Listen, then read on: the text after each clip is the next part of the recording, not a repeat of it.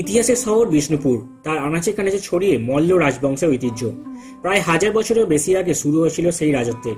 Terracotta অসংখ্য মন্দির তার ঐতিহ্য আজও বহন করে চলেছে। সপ্তম শতাব্দীর শেষের দিকে মানে 694 খ্রিস্টাব্দে আদিমল্ল রঘুনাথ মল্ল রাজবংশ প্রতিষ্ঠা করেন। তার বংশধর জগৎ মল্ল বিষ্ণুপুরের রাজধানী সরিয়ে আনেন। এরপর মল্লরাজ বীরহাম্বী বৈষ্ণব পণ্ডিত শ্রীনিবাস আচার্যের শিষ্যত্ব নিয়ে পরম বৈষ্ণব ভক্তে পরিণত হন।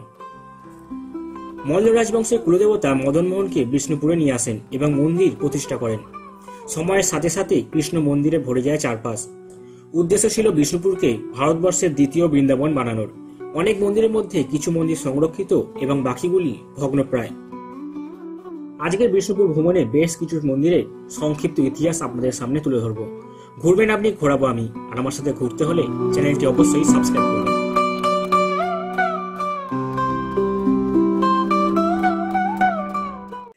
গত বছর 23শে ডিসেম্বর প্ল্যান ছিল চক্রধরপুর এক্সপ্রেস ট্রেনে বিষ্ণুপুর আসার, কিন্তু সে গুড়ে বালি। ট্রেন ক্যান্সেল হওয়াতে হাওড়া স্টেশনে রাত কাটিয়ে পরদিন ভোরে লোকাল ট্রেনে চেপে চলে আসি মেদিনীপুর স্টেশন। তখনকার মনের অবস্থা, তাড়াতাড়ি বিষ্ণুপুর পৌঁছতে পারলে হয়, কারণ ঘুরতে অনেকটাই সময় লাগবে। শেষমেশ অন্য কোনো উপায় না পেয়ে অপেক্ষা সাঁতরাগাছি থেকে আসা রূপসী বাংলার। কিন্তু যখন এসে পৌঁছালো স্টেশনে, মানুষজন নামার তো কোনো কথাই নেই। রিজার্ভেশন কামরাও জেনারেল কোচকে হার মানায়। একটা পিমড়ে গলারও জায়গা নেই। ভাগ্য কিছুটা ভালো থাকায় ঠাঁই হয় লাগেজ ভ্যানে।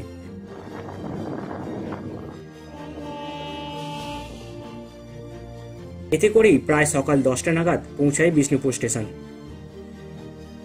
অ্যাট লাস্ট আমরা এসে পৌঁছালাম বিষ্ণুপুরে। আর বিষ্ণুপুরে আসার অভিজ্ঞতাটা কিছুটা ভালোই সঞ্চয় হলো।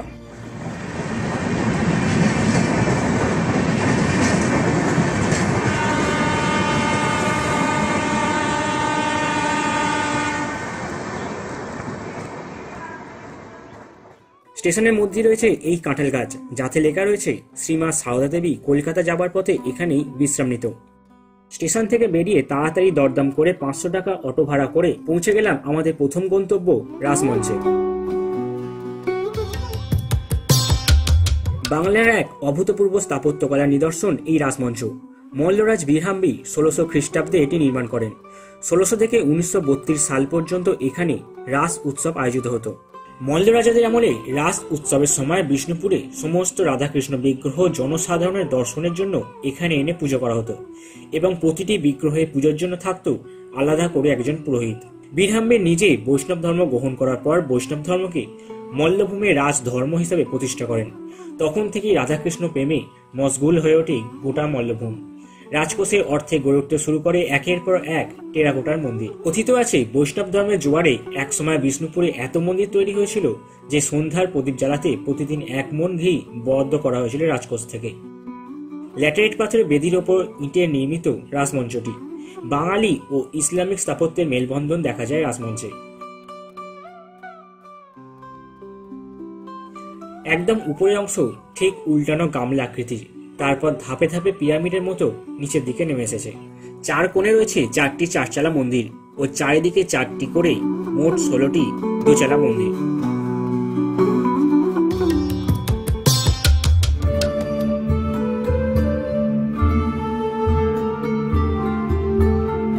রাসমঞ্চ ঘুরে চলে এলাম দ্বিতীয় গন্তব্য মদনমোহন মন্দির।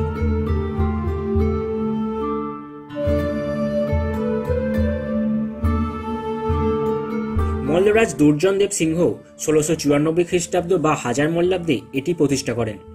মন্দিরের প্রবেশ তোরণ দোচালা। মূল মন্দিরের সামনে একটি 4চালা নাট মন্দির রয়েছে। মন্দিরের গর্ভগৃহ শ্রী মদনমোহন ও রাধিকা মূর্তি নিত্য পুজো করা হয়। শুধুমাত্র মূল মন্দির নয়, মন্দির চত্বরে যা কিছু রয়েছে, নাট মন্দির, তুলসী মঞ্চ, প্রবেশদ্বার, প্রতিটা জায়গায় অসম্ভব সুন্দর টেরাকোটার কাজ।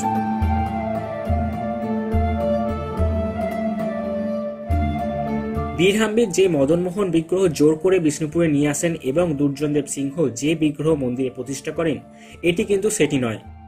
চৈতন্যদেব সিংহ অর্থাভাবে বিগ্রহটি কলকাতার বাগবাজারে গোকুল মিত্রের কাছে বন্ধক দেন। পরে অন্য একটি মূর্তি প্রতিষ্ঠা হলেও সেটিও চুরি হয়ে যায় এবং এরপরে আবার রাধাকৃষ্ণের বিগ্রহ প্রতিষ্ঠা করা হয়। মন্দিরের বাইরে অনেক দোকান রয়েছে, যেখান থেকে আপনি বিষ্ণুপুরের স্মৃতি হিসাবে কিছু জিনিস কিনে নিতে পারেন।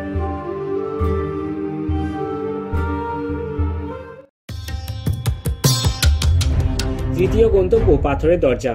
দিল্লিতে যেমন ইন্ডিয়া গেট কিংবা মুম্বাইতে গেট ওয়ে অফ ইন্ডিয়া, ঠিক তেমনই আগে বিষ্ণুপুরের দুর্গে প্রবেশ করতে হলে পেরোতে হতো দুটি দরজা, একটি ছোট ও অন্যটি বড় দরজা, তবে স্থানীয় লোকেদের কাছে পরিচিত গড় দরজা নামে।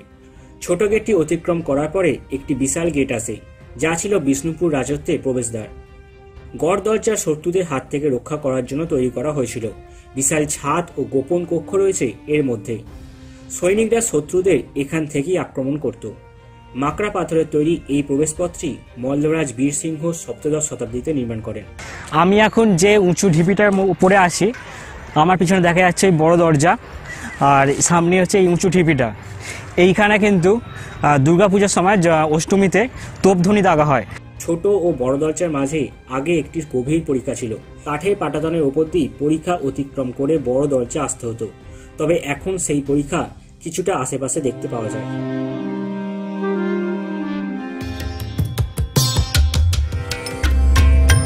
বড় দরজা থেকে ঢিল ছোড়া দূরত্বে রয়েছে বীর হাম্বি উদ্যান। এখন আমরা ঢুকছি এটা লালজি মন্দিরে। এখানে প্রবেশ মূল্য মাত্র 5 টাকা। মল্ল রাজবংশের 52তম শাসক এবং দুর্জনদেব সিংহের পিতা বীর সিংহদেব 1658 সালে লালজি মন্দির নির্মাণ করেন। একরত্ন শৈলীর মন্দিরটি ল্যাটেরাইট পাথরে নির্মিত ও বর্গাকার ভিত্তি বেদির ওপর স্থাপিত। 3 দিকে রয়েছে ত্রিখিলান প্রবেশপথ। লালজি মন্দিরে এই পাশে রয়েছে, সামনে এটা হচ্ছে নাট মঞ্চ, সামনে ওটা তুলসী মঞ্চ, আর ওইখানে ওটা হচ্ছে ভোগ মঞ্চ।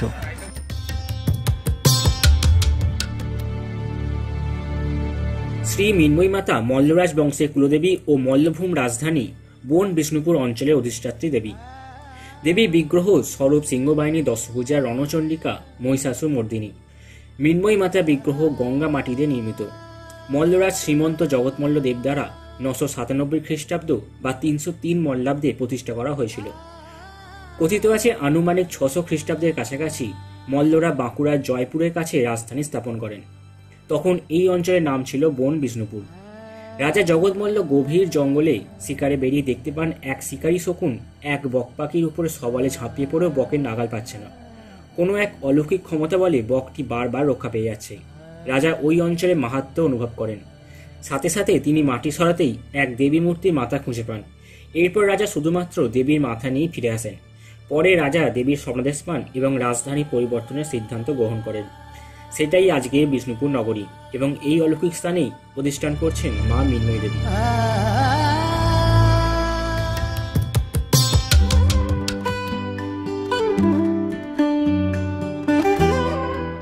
মৃন্ময়ী মাতা মন্দিরের পূর্ব দিকে ল্যাটেরাইট পাথর নির্মিত চারিদিকে পাঁচিল দিয়ে ঘেরা রাধাশ্যাম মন্দির বিষ্ণুপুরের মন্দিরের মধ্যে সর্বকনিষ্ঠ। চৈতন্য সিংহ যখন সিংহাসন লাভ করেন তখন নানা কারণে মল্ল রাজ্য ও রাজ পরিবারের অবস্থা ছিল খুবই শোচনীয়। কোম্পানিকে সময় মতো রাজস্ব না দিতে পারার অপরাধে কারাবাসও করতে হয়েছে তাঁকে। তাও কৃষ্ণের প্রতি অসীম অনুরাগে তিনি রাধা শ্যাম মন্দিরের মতো বিশাল ও ব্যয়বহুল মন্দির প্রতিষ্ঠা করেছিলেন। মন্দিরটি 1680 শতাব্দী বা 1758 খ্রিস্টাব্দে নির্মাণ করা হয়। বিষ্ণুপুরের সব মল্ল মন্দিরের বিগ্রহ এখন এই মন্দিরের গর্ভগৃহে স্থান পেয়ে রাধা শ্যাম সহ পূজিত হন।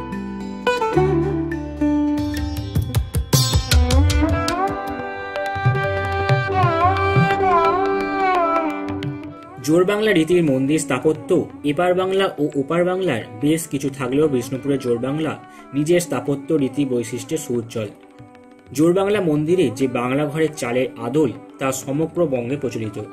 জোরবাংলা মন্দিরের লিপি অনুসারে মন্দিরটি মল্লরাজ রঘুনাথ সিংহ দ্বারা 1655 খ্রিস্টাব্দে বা 961 মল্লাব্দে প্রতিষ্ঠিত হয়।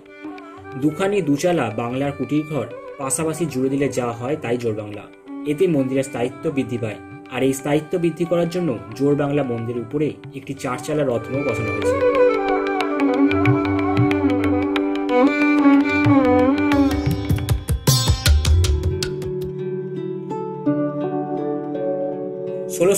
সালে রাজা রঘুনাথ সিংহ দ্বারা নির্মিত হয়েছিল শ্যামরায় মন্দির।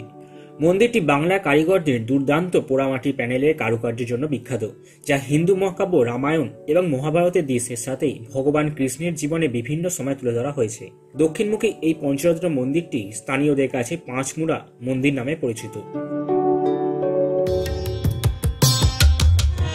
আমার প্রেমের বিষ্ণুপুরে মল্লরাজাদের উজ্জ্বল ইতিহাসের মধ্যে এক করুণ কিংবা কলঙ্কিত অধ্যায় মল্লরাজ দ্বিতীয় রঘুনাথ সিংহ ও লালবাইয়ের প্রেম কাহিনী। সঙ্গীতপ্রেমী রঘুনাথ সিংহ সত্যিই ভালোবেসেছিলেন লালবাইকে। ছিলেন পারস্য থেকে আসা একজন মুসলিম নর্তকী, আবার কারো মতে আফগান সর্দার রহিম খাঁর পত্নী। অসামান্য রূপ ও সুন্দর কণ্ঠের গানে মুগ্ধ করেছিল রাজাকে। দূরে সরিয়ে নিয়ে গেছিল রানী চন্দ্রপ্রভার কাছ থেকে। বিষ্ণুপুরের 7টি বাঁধের মধ্যে এই লাল বাঁধ নর্তকী লালবাইয়ের নাম অনুসারে। রাজ্যে অনাবৃষ্টি, কিন্তু মহারাজার কোনো রাজ ধর্মে ও কর্মে কিছুতেই মন নেই। সারাদিন সময় কাটে লালবাইয়ের সাথে। শোনা যায় বিবাহ করেছিলেন তিনি। বৈষ্ণব বংশের সংস্কার ভুলে লালবাইয়ের অনুরোধে মুসলমান হওয়ার প্রস্তুতি নেন। সাথে রাজ্যের সকল প্রজাকে মুসলিম ধর্মে ধর্মান্তরিত হওয়ারও আদেশ দেন। এরপর রানী চন্দ্রপ্রভা পুত্র ও মন্ত্রীকে সাথে নিয়ে বিষ মাখানোর তীর ছুঁড়ে মল্ল রাজা রঘুনাথ সিংহের বুক এফোর ওপর করে দেন।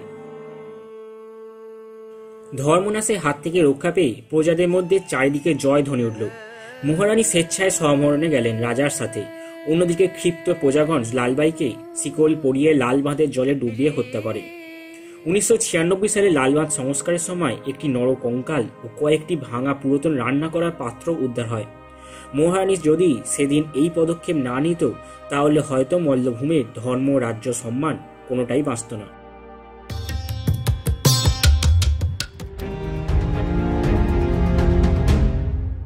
শস্য শ্যামলা বাংলার প্রতি সকলের দৃষ্টি। 1700 সালে কিছু পরের কথা। বারবার বর্গী এবং দস্যু আক্রমণে বিপর্যস্ত বাংলা। একবার বর্গী আক্রমণ হলো বিষ্ণুপুরে। প্রাণপণ লড়াই করার পর একসময় পিছু হটতে লাগলো সৈন্যরা। দীর্ঘদিন যুদ্ধ করে তারা ক্লান্ত। তৎকালীন মহারাজা গোপাল সিংহদেবের পরাজয় নিশ্চিত। আবার কারো মতে রাজা বীরহাম্বীর। সে যাই হোক, মহারাজা মন্দিরে দেবতার সামনে বসে প্রজাদের সুরক্ষার জন্য প্রার্থনা করছেন। এমন সময় দেখা গেল স্বয়ং মদনমোহন মন্দির থেকে বেরিয়ে কামান নিয়ে যুদ্ধ করছেন। সৈনিকদের মনোবল বেড়ে গিয়ে নতুন উদ্যমে যুদ্ধ করতে লাগলো। কামানটির নাম দল মর্দন, মানে বর্গী দলকে বিনাশ করেছিল যে কামান। কিন্তু কামানটি পরিচিত দল মাদল কামান নামে। এখনো পর্যন্ত কামানটিতে কোনো মরচে পড়েনি।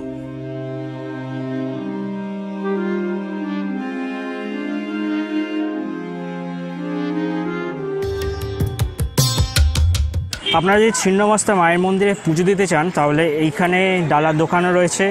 পাশে এখানে আপনি জিনিসপত্র, বিষ্ণুপুরের স্মৃতিতে যদি কিছু জিনিস কিনতে চান, তো এখানে সব কিছুই পাবেন। এবার মায়ের মন্দিরে যাচ্ছি।